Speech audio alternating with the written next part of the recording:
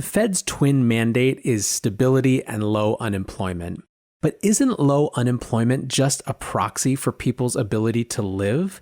In my mind, there is no doubt that these policies have had the net impact of making living harder. And the only conclusion that I can come to is that in many ways, the Fed is a prisoner of their own definitions.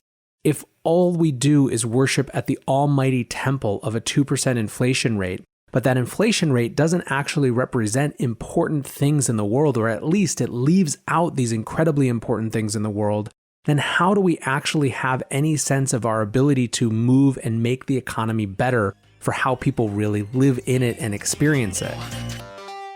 Welcome back to The Breakdown, an everyday analysis breaking down the most important stories in Bitcoin, crypto, and beyond. This episode is sponsored by Bitstamp and Crypto.com. The Breakdown is produced and distributed by CoinDesk. And now, here's your host, NLW. What's going on, guys? It is Tuesday, July 21st, and today we are talking inflation, and specifically whether the Fed is about to start promoting inflation in a major policy shift. Before that, however, let's do the brief. First up on the brief today, one of the big pieces of macro news was the EU has adopted a recovery spending plan. After the longest summit in 20 years, EU leaders agreed to a 1.8 trillion euro spending package, which is worth about 2.06 trillion US dollars. Importantly, it's built around the bloc's first ever issuance of hundreds of billions of common debt. And this common debt is a lot of what both people are hailing this for as well as lambasting it for. The Wall Street Journal writes, the agreement represents a significant step in the EU's move towards a more genuine fiscal union. Some have hailed it as the bloc's Hamiltonian moment, referring to Alexander Hamilton, the first U.S. Treasury Secretary who had the federal government absorb the debts of U.S. states. Some economists, however, say the cash may only make a modest difference to revive depressed economies. This is important because coming into the crisis, there were serious questions about the bloc's ability to survive. There were questions about the willingness of member states to go in for each other, basically. Back to the WSJ, without the bailout plan, Italy's national debt risks ballooning to a level that could endanger the euro. Wealthier northern countries decided that helping Rome now was preferable to facing a currency crisis later. So this is a pretty seminal moment in not just European monetary policy, but European Union history in general. In fact, the critics of this say that same thing. Tuomas Malinen, who has been on this show before, called this stealth federalization. And he says, why does the recovery fund lead to federalization? Because 1, it establishes an unlawful process that allows the EU to acquire debt and distribute funds. 2, EU-level debt will eventually require EU-level taxation. Everyone who supports this supports federalization. So effectively, you're seeing play out two very different versions of what Europe is supposed to be, with some folks like Malinen arguing for a lighter touch version, and others, including it seems the leaders of the bloc, advocating for deeper integration. Second up on the brief today, LinkedIn is laying off 6% of its workforce. So what happened? LinkedIn is cutting 960 jobs specifically that relate to their recruiting services because of falling demand for those recruiting services. This is important because it shows the long-term impact of this crisis, and specifically it shows that the impact is not just specific to the industries that are on the front lines, right? It's not just travel and tourism. It's not just business travel. It's not just these areas that were obviously going to be impacted. It has to do with jobs further down the line, both in terms of white-collar professionals in those industries and in the service industries that help them, consultants, etc. And as there is less demand for people in those white-collar positions in many of these industries, there's less demand for hiring services. So I think that the point here, and the reason that it's a notable data point, is that we have this perception that this is really just sort of a very front line of people who are negatively impacted and that we can write off the employment numbers because of that. But it's having knock-on effects in a variety of ways that kind of level up from where it started. Third and finally on the brief today, has DeFi jumped the shark? DeFi is undoubtedly super buzzy right now, and the question is whether it's getting too frothy. Dan Robinson from Paradigm said exactly this. He tweeted out yesterday, yield farming has jumped the shark. Hayden Adams of Uniswap responded and said this: there are so many things wrong with this latest round of yield farming. Stay safe. They're responding to the introduction of YFI, Yearn.finance, which I'll let you go read. I'll include a link to it, but it basically, to me, reads almost like a performance stunt to show how DeFi is getting too frothy in some ways. Chao Wang says, I'm bipolar with regard to DeFi. Some days I'm excited, other days I feel uninspired by the hype, FOMO, and stuff built on air. Last couple of days, it was the latter. No one who has actually immersed themselves in yield farming can tell me with a straight face that this market isn't frothy. My take is basically what I've said before on this show, and I'll probably say again, which is that at least the frothiness is contained when it comes to DeFi. This is a sandbox that has very high barriers to entry. You really have to study and figure out how to do this stuff to participate in yield farming and whatever else is going on, liquidity mining. This is not something that your average person can just hop into. It's not something that your not average person who's even in crypto can just jump into. It's very different than signing up for Coinbase and buying something or signing up for Binance and buying something. And that is, I think, to the DeFi space's benefit. So my take is that absolutely this is frothy. When everything that has those initials DeFi is going up at the same time, you can tell something's frothy. However, in terms of the negative impact of that, it doesn't seem to me yet to be a concern about spilling over into the mainstream in a way that would actually long-term set DeFi back. In effect, DeFi has the ability to learn and make its own mistakes right now in a relatively low-risk environment, not because it's not risky, but because the people who are taking that risk are pretty aware of what's happening.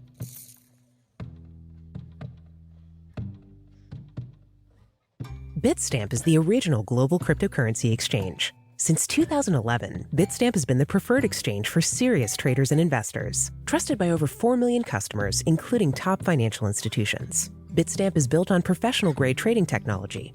Their platform is powered by a NASDAQ matching engine, and their APIs are recognized as the best in the industry.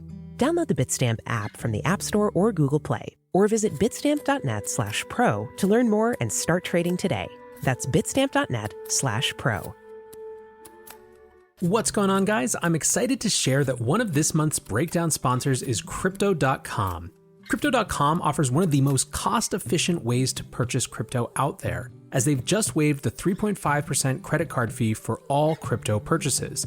What's more, with Crypto.com's MCO Visa card, you can get up to 10% back on things like food and grocery shopping. When you buy gift cards with the Crypto.com app, you can get up to 20% back. Download the Crypto.com app today and enjoy these offers until the end of September. Let's switch to our main topic. Is the Fed about to start promoting inflation? So the context for this discussion is an article by Tim Duy in Bloomberg called "The Fed is Setting the Stage for a Major Policy Change." Policymakers have begun talking about letting the inflation rate rise above its 2% target. Look for a formal statement soon. So here's Tim's argument in a nutshell. He's basically arguing that the Fed learned during the last crisis not to tighten monetary policy too early. And so instead, this time around, they're going to be doing two things. The first is emphasizing actual inflation over forecasted inflation. And the second is that they'll be attempting to push inflation above the 2% target rate that has been in place for a while now. So let's discuss what this means. One, actual inflation over forecasting inflation. The Fed uses something called the Phillips curve to model inflation, and basically this is a model that suggests that inflation and unemployment have an inverse relationship. In other words, when demand for labor increases, the pool of unemployed workers decreases. Companies increase wages to compete to attract that shrinking pool of talent, and because they are going after a shrinking pool of talent, cost of wages increase, right? They have to increase those wages to compete and attract that shrinking pool of talent. Companies ultimately pass those increased costs on in the form of price increases of goods and services. The problem is that the Phillips curve model didn't exactly work in the wake of the great financial crisis. Even as the unemployment rate fell to 3.5%, which is below the quote natural rate of 5.6%, inflation didn't show up. Because of that, Duy argues that the Fed ended up raising interest rates too early in the cycle and was eventually forced to lower them 75 basis points in 2019. This past week, Fed Governor Lael Brainard said that basically they're not going to pay as much attention to the Phillips curve from now on. The phrase that Duy used is, the Fed is going to try to run the economy hot to push down unemployment. Basically, instead of trying to reach the inflation target by forecasting when that inflation will come, it's going to wait and see that inflation actually show up before it changes monetary policy. So the key change here is that instead of the Fed saying, because of what we're seeing in unemployment numbers, we believe inflation is likely to reach X in the future, so we're going to change monetary policy, they're saying we are going to wait until we observe inflation at that 2% rate before we even think about changing monetary policy. The result of this, of course, is that because policy impact lags, it's not just like the Fed pushes a button and all of a sudden things level off. There is a lag to any change they make. This means that inflation will inevitably rise above 2% in the period between when it's observed at or above 2% and when Fed's changed policy actually kicks in. This was reinforced by Philadelphia Fed President Patrick Harker, who said, "I don't see any need to act anytime soon until we see substantial movement in inflation to our 2% target and ideally overshooting it a bit." Here's the way Duy summed this whole thing up. The implication for financial markets is that the Fed expects to hold policy very easy for a long time. They will reinforce this stance with enhanced forward guidance and, eventually, yield curve control. As long as inflation remains below 2%, the Fed will push back on any ideas that they will tighten policy anytime soon. And even inflation above 2% wouldn't guarantee tighter policy if the Fed concluded the overshoot was transitory. Don't doubt the Fed's resolve to keep policy accommodative. They will keep reminding you if you forget. Now let's share some of the market's reaction to this article and to this idea more broadly. Danielle DiMartino Booth called it simply asinine. Pinecone Macro wrote, "This has been obvious for years. I wrote this over a year ago and it has been crystal clear for many years." They wrote, "The moment the intelligentsia realized QE did not create inflation, our future of monetary madness was secured. We now have a false sense of security about what we can get away with without creating inflation. In the early innings of high inflation, the Fed will be applauded for finally creating inflation, and they will let it run hot since it has run cold for so long. This will prove to be a tough genie to put back in the bottle, however. Many will confuse fiscal and monetary coordination with the QE of the 2010s and will not respect the inflation risks involved with putting newly printed money into the hands of actual spenders." Others, however, had a different take. Jeff Snider argues, as he has before, that the Fed is actually quite impotent when it comes to changing or increasing the money supply, and really what they have is the power of self-fulfilling prophecy. This is, in his estimation, all a ruse to get us to do the inflationary work for them. Let's listen to him in conversation with Emil Kalinowski on their great podcast just a couple days ago. We're now talking about, 3 full months since Jay Powell's great flood. So if there's all this massive money printing, then shouldn't it be showing up somewhere? Not just the stock market, and it's not really showing up in the stock market, at least not directly.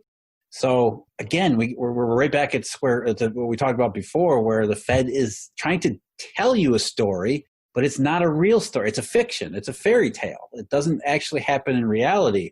And if you actually pin down Jay Powell or anybody at the FOMC and made them answer you truthfully and honestly, they would say, well, yeah, we know that too. Our intent isn't to flood the system with money. It's just to get people to think that we are, so they act like we are. And therefore, they're trying to get you and me to act inflationary, and that will be where the inflation comes from. What this all comes back to for me is a fundamental question over how we measure inflation. It feels to me like we've abstracted away an idea of inflation rather than really understanding how it impacts people's lived lives. On a day-to-day level, two measures that are not included in inflation, food and energy, are what people experience price changes in. Now, the reason that food and energy are exempted from core inflation measures is that people have to buy them no matter what, so their price can be too volatile. In that way, they don't actually measure a general trend of too many dollars chasing too few goods, which is supposed to be what inflation tells the story of.